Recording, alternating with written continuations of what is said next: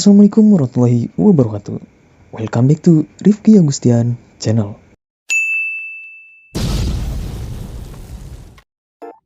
Halo guys, selamat pagi, selamat siang, selamat sore, dan selamat malam.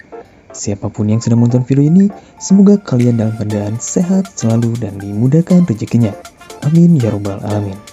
Oke, di video kali ini kita akan masuk ke sesi Uber kata. Umur berapa kamu tahu? Gaskeun! Masyarakat Indonesia sejak zaman dulu memang hobi banget untuk menyingkat istilah. Salah satu singkatan yang sering dijumpai yaitu tilang. Istilah tilang ternyata adalah singkatan dari bukti pelanggaran. Kamu pasti baru tahu kan?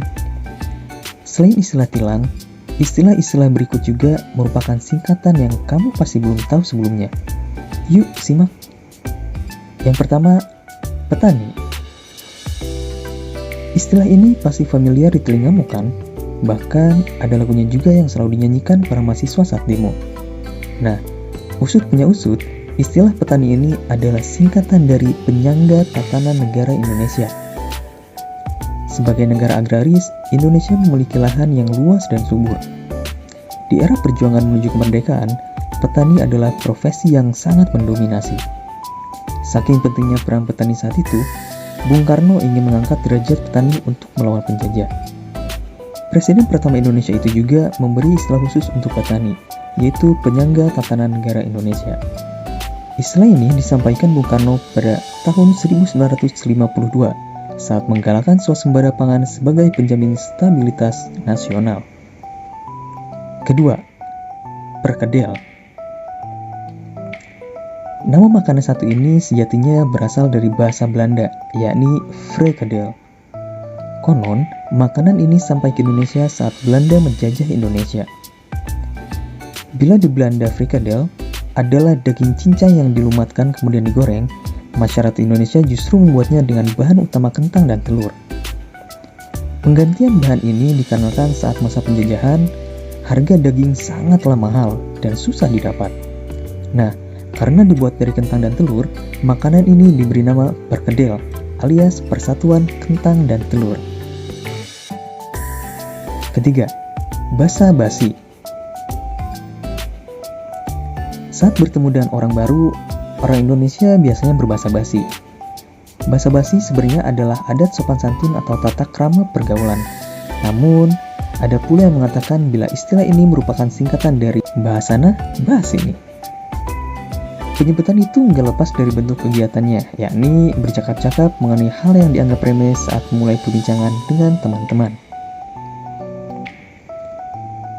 Keempat, putu. Sejumlah literatur mengatakan putu berasal dari bahasa Jawa.